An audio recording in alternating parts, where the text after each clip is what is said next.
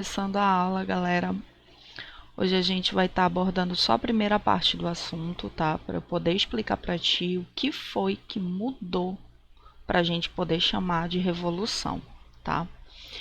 Se tu lembrar da primeira aula, a gente volta para o ponto onde eu explico para ti que tudo tá na palavra, né? Então, toda vez que tu encontrar a palavra revolução no meio do assunto, tu pode ter certeza que foi alguma coisa que mudou.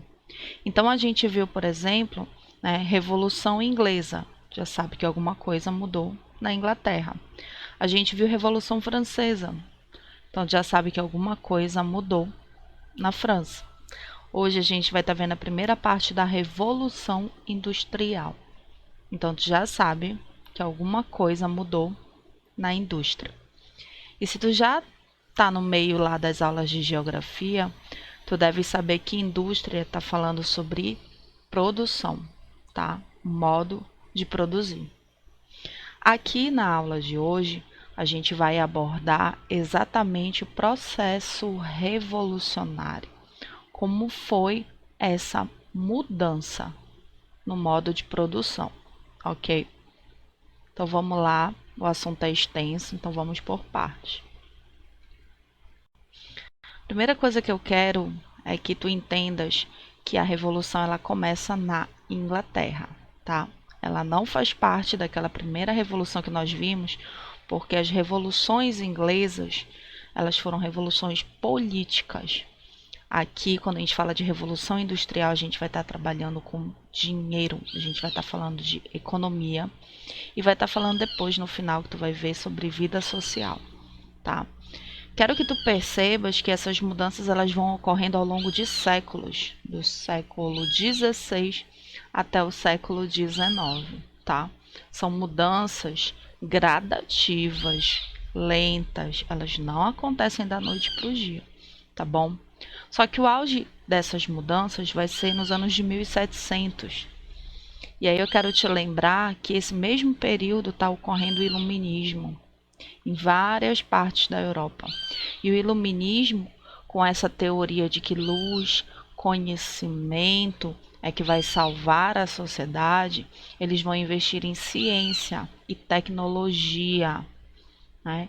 Então, é esse detalhezinho que eu quero que tu percebas. Isso vai levar as pessoas a saber como fazer para produzir diferente. Agora, pensa comigo. Tu consegue imaginar a tua vida sem um objeto industrializado? Pensa aí. Olha ao teu redor. Procura qualquer objeto que tu diga assim, olha, tá aqui, isso aqui não passou por nenhuma indústria, nenhuma fábrica. E aí? Consegue? Uma aluna trouxe uma vez esse professor, eu trouxe esse brinco aqui, ele é de artesanato. Tá, mas olha a miçanga desse brinco. Olha as linhas que tu usou.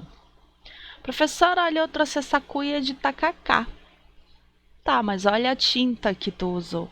Alguma coisa passou pela industrialização, né? Na nossa vida hoje é tão difícil pensar um objeto, é tão difícil a gente imaginar a nossa vida sem as fábricas, porque tá aí desde que nós estamos, antes de nós. Só que como eram que as pessoas faziam antigamente, quando não existiam as fábricas? E é aí que mora o artesanato. Desde o primeiro momento que aquele ser humano, lá do período das cavernas, começou a produzir suas ferramentas, assim surgiu o artesanato, tá? E quando se tratou do aperfeiçoamento dos objetos, a gente nota que a Idade Média, ela reforçou o trabalho manual, tá? Então, desde aquele período, se tu quisesse qualquer coisa relacionada a um objeto, tu com certeza procuraria um artesão, né? E cada artesão, ele tinha o seu ofício, ele tinha a sua especialidade. Ninguém sabia fazer todos os objetos ao mesmo tempo.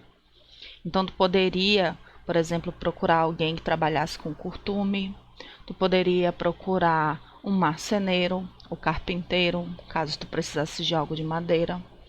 Tu também poderia procurar o alfaiate, que era esse o termo usado no período, que hoje a gente chamaria de costureiro, né? E note vocês que aqui nessas imagens, todo o trabalho está sendo feito manualmente, tá? Se tu for procurar no dicionário, tu vai encontrar que artesanato é a forma manual utilizada para produzir objetos feitos a partir de matéria-prima natural. Tá? A gente vai entender já já o que significa esse matéria-prima natural. Mas eu quero que tu entendas que o ofício do artesanato ele era valorizado no período da Idade Média, porque a única forma de tu conseguir um objeto era pagando quem sabia fazer ou você mesma fazendo, ok? E quando a gente fala de artesanato, o mundo é muito maior do que a gente pensa na Idade Média, tá? Aqui a gente tem os exemplos como o ofício de ferreiro, qualquer coisa feita materialmente falando com ferro, com metais, era feito com o ferreiro, com exceção do ouro, tá? Que não era o joalheiro, mas era chamado de ourive no período. O trabalho ceramista é um dos artesanatos mais antigos que existem e está presente aí no mundo inteiro desde o início dos primeiros grupos humanos. E aqui tu tens um ofício representado que era o mais popular da época, depois do ceramista, né, e do ferreiro, que era o ofício de sapateiro. O que eu quero que tu percebas é que existiam os artesanatos mais altos e os artesanatos mais populares, tá? Para a gente abordar isso, esse tema, essa revolução, essa mudança no processo de produzir, eu vou estar usando aqui contigo o ofício de sapateiro, ok? Vai já entender. Começando, falando sobre o artesanato. O artesanato, eu já falei para ti, ele está aí desde sempre, né? Desde sempre que o ser humano aprendeu a usar as mãos, ele começou a produzir seus objetos. O que eu quero que tu entendas aqui é que o artesanato, ele tem o saber fazer o objeto concentrado na mão do artesão, tá? Então, durante muitas gerações, saber fazer um sapato correspondia à família do sapateiro, que repassava de filho para filho todo o processo que envolvia esse saber. Então, esse saber ele era muito guardado. Não é à toa que muitas famílias passavam séculos trabalhando com o mesmo ofício. Então, esse período, principalmente durante a Idade Média, esses ofícios foram muito guardados entre as famílias. E o saber fazer o sapato se concentrava na mão do sapateiro e da família dele. Uma coisa também que tu precisas saber é que no processo de artesanato, o tempo de produção ele é totalmente do artesão, tá? Que envolve não só o tempo que ele vai levar para conseguir os materiais que precisa para fazer o sapato, como também o próprio tempo pessoal, que ele vai decidir quanto vai se dedicar. Então, se o dia que ele quiser dormir até o meio-dia, ele vai dormir e acabou, né? Então, note você que aqui eu listei 4 situações diferentes para tu entender que para ele encontrar o couro, para ele conseguir o material para o solado, para ele conseguir a tinta para as cores, para ele conseguir fazer os detalhes, tudo isso era produzido do zero na mão do próprio artesão. Então, vamos supor que você queria um sapato lindo, maravilhoso desse aí, né? Que vamos dizer que seja de couro, de búfalo, o solado aí de madeira de jatobá. Aí você queria da cor branca, o pigmento branco. O couro não é branco, tem que deixar dessa cor. Então, o artesão, ele fazia todo esse processo. Ele iria até o local onde teria o búfalo. Muitas vezes tinha que comprar o búfalo inteiro, né? O solado, se tu queres de madeira de jatobá, ele tem que saber onde está o jatobá. Se ele vai ter que cortar a árvore e fazer do zero, ou se ele vai ter alguém que faça isso por ele e só traga a madeira. Mas leva tempo para ele ter esses materiais. A cor costumava ser ele que produzia a própria tinta. É isso que a gente fala sobre produzir. O artesanato produzia tudo do zero, até as linhas, até os botões, até as ferramentas que ele iria trabalhar. A ferramenta de corte, a ferramenta de costura, tudo isso era produzido pelo próprio artesão, tá? E dependendo do que o cliente queria, podia demorar mais ainda, né? Então, esse tempo no artesanato, ele é totalmente do artesão. Quem define o tempo de produção é o artesão, ok? Então, se tu chegasse lá e dissesse, eu quero um sapato nesse estilo, como apresenta a imagem aí. O artesão, ele podia dizer, olha, passa daqui a 2 meses. Mas também podia dizer, olha, vai demorar um pouco porque eu não tenho esse material disponível, vou ter que buscar lá na França. Tu tá na Inglaterra e vai ter que buscar na França, né? Aí eu quero linhas indianas.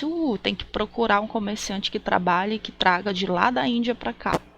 Então esse tempo era muito variável, que ia de artesão para artesão, dependendo da produção e da vontade de trabalho dele. A mesma coisa o lucro, tá? Da feita que o artesão fazia todo o processo, o lucro do sapato ia para a mão dele. E era ele que definia quanto valia o serviço dele. Então, tu viu aí que eu coloquei 800 contos. Sério, professora, tu é doido? Quem é que dá 800 contos no sapato? Né? Se tem gente que paga aí 8 mil num celular, quem tem, ostenta, né? Então, naquele período, fazer sapato não era algo para todos, tá? E eu já disse para ti no início da aula, a única forma de tu ter um objeto é tu saber fazer esse objeto ou pagar quem sabe. Então, o lucro era de acordo com o que o artesão definia para ele. Não, eu vou cobrar tanto nisso aqui. Se eu quiser, eu cobro mais, se eu quiser, eu cobro menos. Só que tudo desse dinheiro, todo desse produto, ia para a mão do artesão. Tá? Parece lógico o que eu estou falando agora, mas tu vai entender depois como é que isso muda. Agora observa aqui que eu estou colocando para ti um valor alto. Por quê? Porque a maior parte dos objetos no artesanato, desde o período da Idade Média, eles eram escassos. Não era à toa que os reis tinham seus próprios chapeleiros, tinham seus próprios alfaiates, tinham seus próprios sapateiros. Então, não era muito simples, não era muito acessível o trabalho artesanal. Não é à toa que a gente vê, eu consegui capturar algumas imagens na internet de relíquias, né, encontradas entre acervos de arqueologia, para você identificar como a maior parte da população, né, tentava construir seus sapatos populares a seu modo, né? E na Idade Média, muitas pessoas viviam mesmo era descalças, como a gente encontra até hoje em algumas regiões de situação de miséria e pobreza extrema. Mas isso aqui é só para te dar uma amostra de que cada um produzia a seu modo. E o ofício do sapateiro, o artesanal, o de produção mesmo, profissional dele, era outro nível. Aí, saindo do artesanato, mas não tão longe dele, né, a gente vai ver como foi que ocorreu a primeira mudança, que é o ofício do artesão sair da mão dele e passar para a mão de mais alguns, tá? Esse sistema doméstico a gente vai entender que foi a primeira mudança que aconteceu e ele passa a acontecer a partir do século XVI. O que eu quero é que tu comece a perceber a figura desse sujeito aqui, ó, que é o comerciante. É ele que vai fazer, é ele que vai provocar as primeiras mudanças no modo de produzir esse sapato, tá? Vai virar o tio Patinhas em busca de lucro e vai tentar negociar com o artesão uma forma de garantir que ele não perca mais vendas. Ok até aí? No sistema doméstico, saber fazer o sapato ainda está na mão do artesão, tá? Só que agora vai começar a ter um sistema onde mais pessoas vão trabalhar junto com ele e vão estar aprendendo o ofício, tá? Esse sistema doméstico que a gente fala é porque justamente passou a ser feito nas casas das pessoas junto com os familiares, com mais mão de obra, com mais gente trabalhando, tá? Então, a partir daí, a primeira mudança que ocorre é que o tempo de produção ele passa a ser combinado. O comerciante, né, ele costuma ter metas de vendas, não só por questões pessoais, mas também por necessidade financeira. E ele também aproveita o tempo dos eventos, o tempo das viagens. Então, o comerciante ele passa a combinar essa produção, esse tempo, com o próprio artesão. Então, vamos supor, vai ocorrer o casamento do príncipe. Então, ele já sabe que 2 semanas antes, as pessoas vão começar a procurar sapatos e ele quer ter o sapato em mãos para vender. Só que esse comerciante que pega o sapato desse sujeito, né, ele vai querer na data certa. Então, o artesão ele não vai mais produzir conforme o tempo que ele definir, mas ele vai ver uma oportunidade de vender 10 sapatos, 20 sapatos para uma mesma pessoa e lucrar mais rápido, em menos tempo, sem precisar se preocupar, né, com o que vai fazer depois que o sapato estiver pronto. Então, o comerciante, ele passa a combinar o tempo da entrega.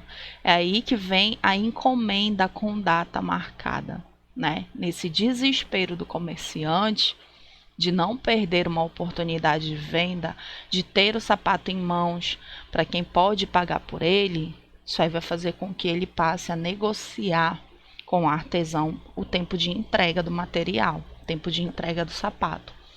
E uma dessas combinações, digamos assim, que eles vão fazer, um desses acordos que vai facilitar o tempo de entrega, é que o próprio comerciante começa aos poucos a dar para o artesão os materiais que ele precisa para trabalhar. Então, se o sujeito dizia, o artesão, o sapateiro, dizia que ia levar 6 meses para fazer um sapato, o comerciante falava, tá, mas e se eu trouxer o couro? Eu sei quem vende Jatobá, é numa cidade tal, eu vendo lá. E se eu trouxer a madeira? E se eu trouxer os fios? Tem um sujeito lá, um sapateiro lá de não sei da onde, que ele vende só os fios para mim, eu consigo. E se eu trouxer os materiais para ti? Se tu trouxer de 6 meses para cá, não precisa. Acho que em 2 meses eu produzo tudo. Beleza. Então, esse tempo combinado, ele acaba dando para o comerciante, né, um espaço que antes só estava na mão do artesão, que é o espaço da aquisição de matérias-primas. Então, o comerciante, quando propõe isso para o artesão, acaba tirando da mão do artesão essa busca pelas matérias-primas, né? E sem perceber, aos poucos, esse artesão ele vai deixando de se preocupar com isso, porque ele já consegue esses produtos da mão do comerciante. Ok? Até aí? E quando ele faz isso, é lógico que o preço do produto vai cair, né? Porque se o artesão tinha que viabilizar tudo, ele podia cobrar o valor que ele quisesse. Só que agora não. Se o comerciante vem trazendo os materiais, o lucro passa a ser dividido. O lucro não é mais todo do artesão, certo? Então, se o comerciante já trouxe o couro, trouxe a madeira, já está trazendo os fios, alguns conseguem até ferramentas de trabalho, que isso mais tarde vai gerar uma outra discussão que a gente vai ver aqui. Claro que o sapato não vai mais custar os 800, vai custar 400, vai custar 500, dependendo da situação, pode custar 300 no lucro para o artesão. E o restante do lucro vai para a mão de quem? É aí que a gente começa a ver que o comerciante ele vai ganhando mais espaço em cima do trabalho dos outros. Ele vai ganhando mais dinheiro em cima do trabalho do artesão. O lucro vai se concentrando mais na mão do comerciante do que do artesão. Ok até aí? É aí que vai surgir a manufatura, tá? Aqui é só identificar. Manufatura é manual, tá? Essa manufatura ela vai trazer algo novo. E a primeira coisa é que o saber agora vai ser em parte. Enquanto que o artesão sabia fazer o sapato por completo, na manufatura vai existir a divisão do trabalho. Então, essa divisão do trabalho, ela vem para facilitar o tempo de produção. Ao invés de 3 pessoas fazerem ao mesmo tempo, cada uma, um sapato, eles conseguem perceber que se especializarem numa parte do sapato, vai fazer com que produzam mais rápido. Então, observa só que é separado um grupo, por exemplo, no caso do sapateiro. Um grupo vai fazer o solado, outro vai cuidar do couro, o outro vai fazer a parte da costura. O mestre, por exemplo, que é o proprietário maior nesses casos, começa a ir para a mão do comerciante, que vai verificar a qualidade do material, que vai fazer os ajustes finais. Então, note aqui que com essa divisão do trabalho, ninguém mais sabe fazer o sapato por completo. Eles acabam aprendendo só a fazer partes desse sapato. Então, saber fazer o sapato já está começando a ser perdido. O saber agora é só em parte. Da mesma forma, a manufatura ela vai concentrar maior poder na mão do comerciante, porque na medida em que ele vai fornecendo a matéria-prima para os artesãos, com o passar do tempo ele também vai fornecendo as ferramentas, sem perceber, toda a forma de produzir se concentrou na mão do comerciante. E é aí que ele vai começar a ter controle sobre a produção. E esse tempo de trabalho das pessoas vai ser um tempo vigiado. Não vai ser mais o tempo que o artesão quer, o tempo que leva para conseguir os objetos, as matérias-primas.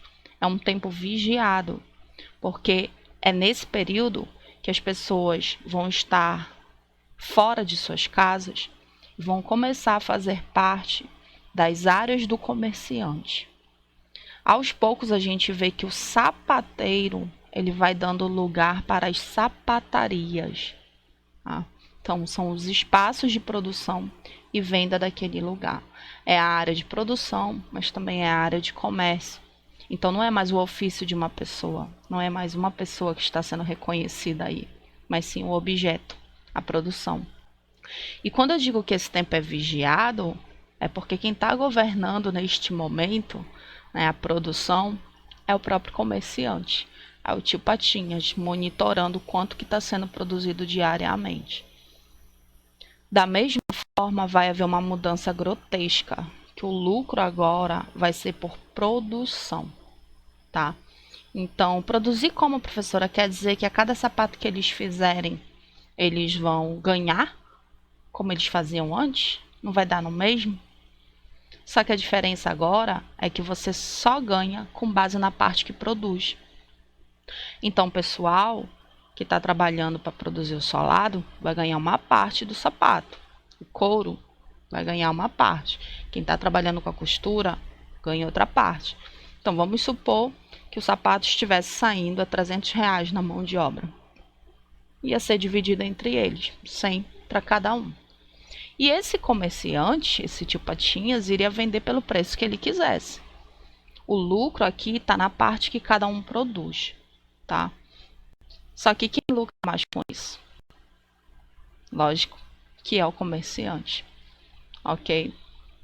Então, note você aí que é nesse período que o comerciante vai definir o preço do produto, tá? E é nesse mesmo período que vai haver uma concentração de riqueza muito grande na mão dele. Isso acontece principalmente pelos anos de 1700 e é marcado pelo crescimento da burguesia. Eu acho que a partir de agora tu consegues entender o conceito de burguesia, né? Que é o comerciante que gira em torno do capital. E o que isso vai trazer de diferente? Na medida em que essas pessoas, esses comerciantes, essa burguesia passa a ter mais lucro, ela também continua buscando formas de garantir o aumento do lucro. Ela passa a ter dinheiro para investir em métodos e técnicas para produzir o material mais rápido. E é aí, nesses anos de 1700, que vai ter o auge do iluminismo, né? A teoria da luz, do conhecimento, a burguesia em ascensão participando da política. Então, a gente nota que essas mudanças elas vão influenciar o burguês a fazer maiores investimentos no seu capital. E é a partir desse lucro, desse excedente, desse dinheiro sobrando, que a burguesia vai começar a investir nos homens de ciência, vão começar a investir nas tecnologias que possam fazer com que a produção seja mais rápida e mais econômica. É aí, com esse investimento, que vai surgir a maquinofatura. As primeiras engenhocas, os primeiros materiais sendo produzidos, eles vão ser pensados assim, em formas de capital, tá? São testes, são investimentos que a burguesia vai estar fazendo para quem conseguir elaborar técnicas que facilitem o trabalho, que façam de forma mais rápida, tá? Parece uma coisa simples, mas hoje em dia a gente tem um ofício chamado design de produtos, né? Então eu diria que mais ou menos naquele período começaram a investir nisso, em pessoas que tivessem ideias de como fazer aquele trabalho fluir mais rápido, né?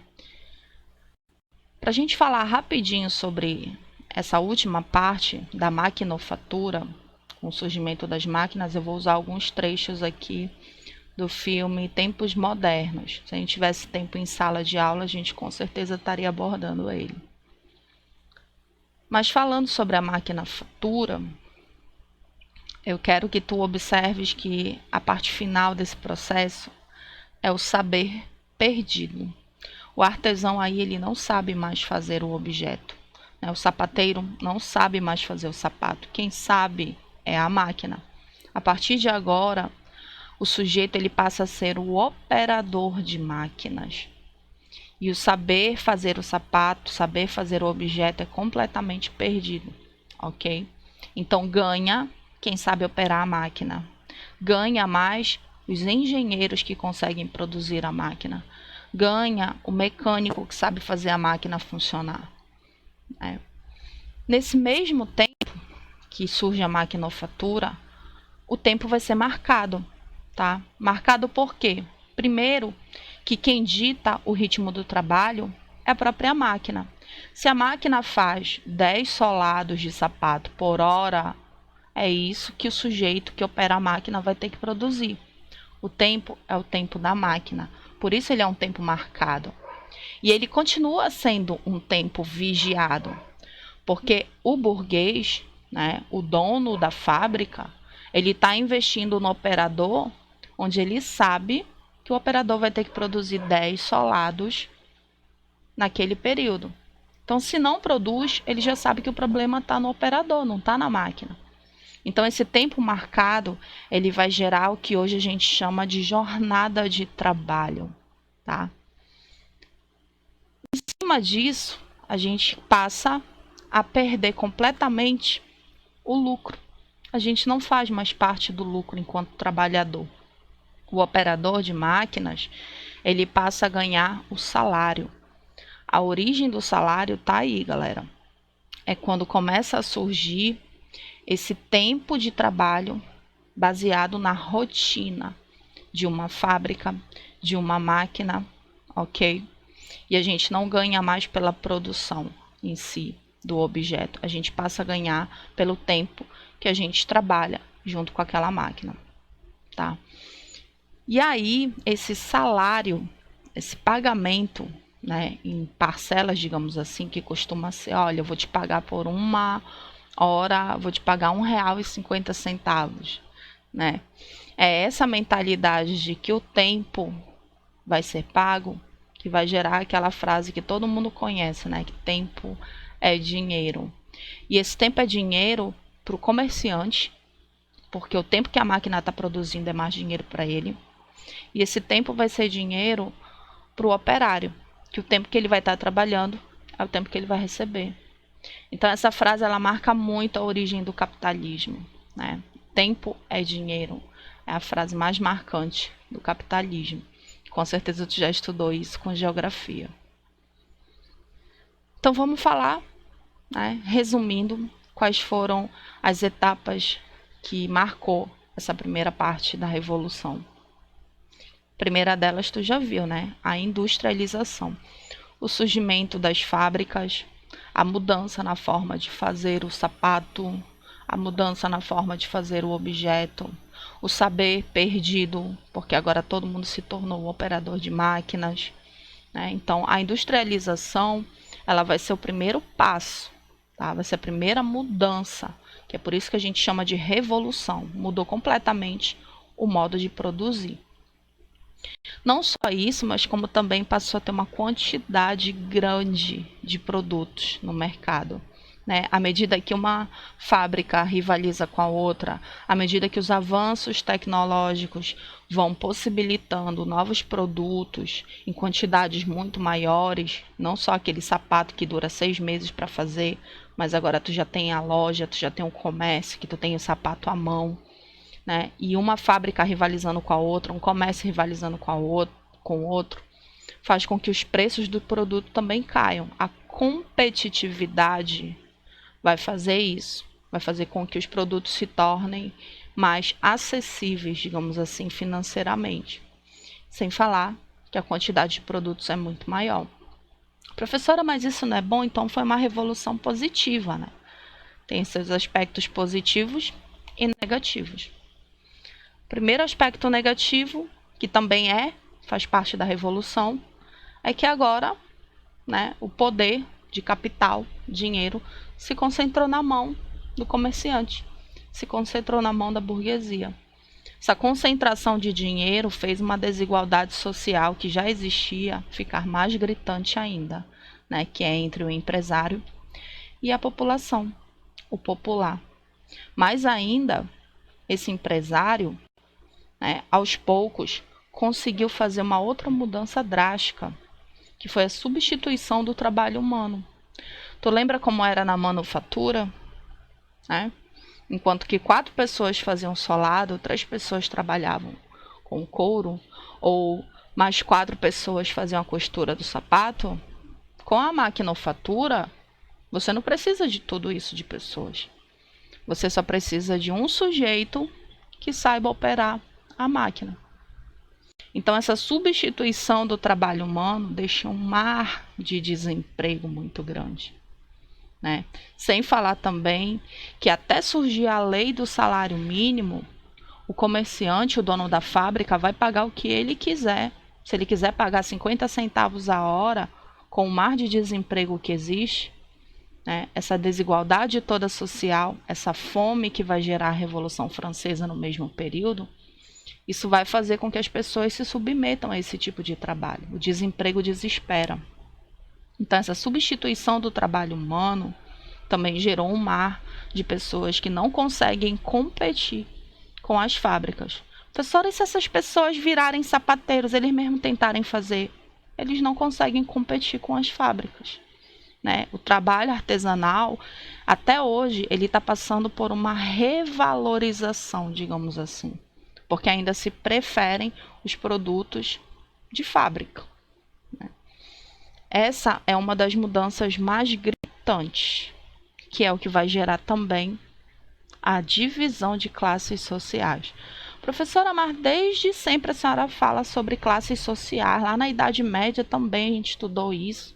Pois é, mas aqui vai surgir uma nova classe, uma nova divisão de classes, que é a burguesia e o operário, que vai ser chamado proletariado.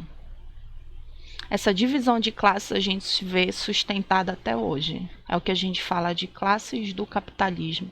É quem tem o dinheiro nas mãos, concentrado, e continua fazendo investimentos para o seu lucro, e explora a força de trabalho do outro, né? É o que vai mais tarde mostrar para a gente, na próxima aula, o porquê que esse proletário vai se reunir e vai se rebelar contra a burguesia.